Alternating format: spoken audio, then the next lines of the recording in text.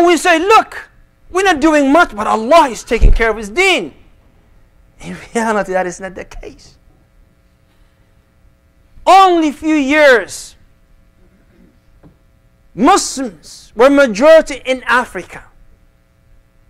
But the Christianity is majority nowadays. How did that happen? Was only few years when countries like Malaysia or Indonesia were 100% or 99.0 Muslims. But today, only 85%. What happened to the rest of the Muslims? What happened to them? They became Christians. But they told us we are the fastest growing religion on earth. We gain one and we lose thousands. We have one of them accepting Islam, coming to us. We welcome them with open arms. But thousands of our children leaving Islam daily. We don't count those. We've been told lies. Yes. And this, ya ikhwati fillah, the most important thing to save is not the physical body of the individuals, is the faith. When she requested, وَنَجِّنِي مِنْ فِرْعَوْنَ وَعَمَلِهِ, Allah indeed protected her from Fir'aun and Kufr. وَنَجِّنِي مِنَ الْقَوْمِ الظَّالِمِينَ. Yes, she died as مؤمنة. ويقول رسول الله صلى الله عليه وسلم في مسند أحمد أفضل نساء أهل الجنة. He said the best women of Jannah, خديجة بنت خويلد وفاطمة بنت محمد ومريم بنت عمران وآسيا بنت مزاحم. Why? She died under the torch of Fir'aun. Now, our sisters do not understand, we as husbands and brothers and fathers do not understand the importance of sisters in our community, the role that they should play. We undermine that a lot. But I'll tell you, ikhwati fillah, what was this thing that's so precious? That this lady came forward in public and she auctioned. And the people were betting. And they paid over $3.5 million, more expensive than this whole facility. You know what that was? It wasn't her heart that she donated to a needy person. It was not her eyes that she said this is for a needy people. It was not anything but her virginity. Have you ever thought about that? Have you? Never. That it came to my mind that a woman would come in public, a kafira, and say, I'm auctioning this, my virginity. And the kuffar people were betting $3.5 million in this society. We raise our children. In this society, our children, our daughters, they may see them as a role models. In this society, we see them the best. لا حول ولا قوة إلا بالله. Ya Muslimun, Muslims, wake up. This is what they were taught. And they will be taught in schools. They will be taught. This is what we call freedom. This is a way of life. وَرَحِمَ اللَّهِ Aisha. وَرَحِمَ اللَّهِ Asma. وَرَحِمَ اللَّهِ the wives of the Sahaba and the wives and the Salihati min al-Mu'minat. Allah ya ikhwati fillah. This ummah, the only thing that we have is our honor. And our honor is our women. Fear Allah concerning them and teach them.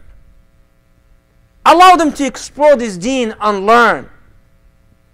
Allow them to become alimat. And you may say, Brother Sa'id, maybe it was only Hafsa bint Sirin. Maybe it was only Fatima who can do the work. But no, nowadays sisters are doing better work than us. I don't know her personally, but I will use one example. Dr. Farhat Hashmi. Muslim women in the city of Toronto, who has a grandchildren in terms of ilm, which means she taught women, and her student taught other women, and she became the grandmother of a student that she never met. When she's teaching on the net, 800 people are listening. 800 people, sisters are listening. MashaAllah. Our sisters ahead of us are ahead of us, far ahead of us. But you and I, look, Allah يقول, yes, الرجال قوامون. Qawama in what if we're not doing our jobs? Qawama in what if you don't know the tafsir of the basic of just amma? Qawama of what, how can you lead when you're ignorant? And Umar bin Khattab used to say, تعلموا قبل أن تسودوا.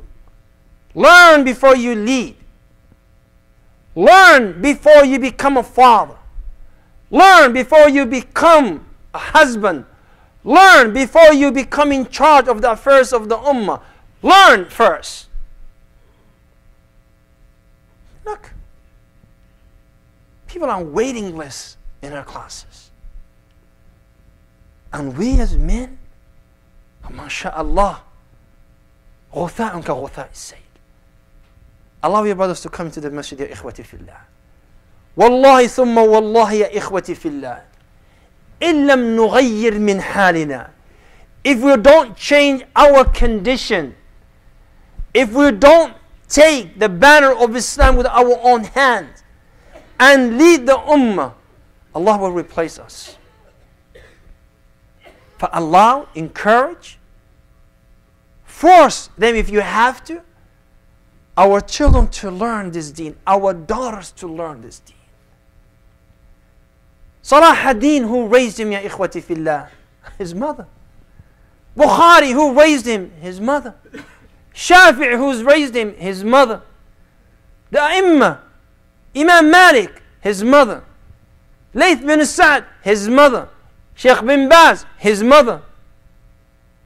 Not the fathers, their mothers. Their mothers. So we need our sisters to understand that without them we are destroyed, and with them bi'idnillahi subhanahu wa ta'ala this ummah will restore, we will restore our dignity once again. So if you see your daughter is a brilliant child, don't ask her to become a doctor. We have enough doctors. Don't ask her to become an engineer. We have enough engineers. We don't have one single hospital, but we have thousands, hundreds of thousands of doctors. We don't have one company, Muslim company, who would hire engineers, but we have thousands of them. But take that young lady and send her to Al-Huda, for example. Al-Huda school. When these women and other alike teach, and let them become alimat. And when they learn their deen, they're the one who will kick us out of the house for Salat al-Fajr. Will force us to leave the house and not irtahi.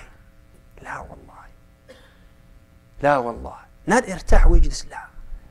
So ya ikhwati fillah, in conclusion, I would say, nasiha to myself and to you, pay attention to the sisters and do not neglect them, because we do neglect sisters a lot.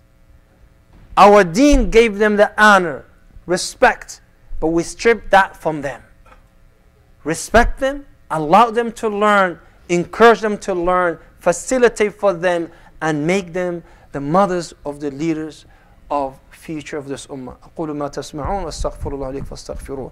اللهم أعز الإسلام والمسلمين وأذل الكفرة والمشركين. اللهم أعنا يا أرحم الراحمين على رفع راية الإسلام. اللهم أعنا يا أكرم الأكرمين على رفع راية الإسلام.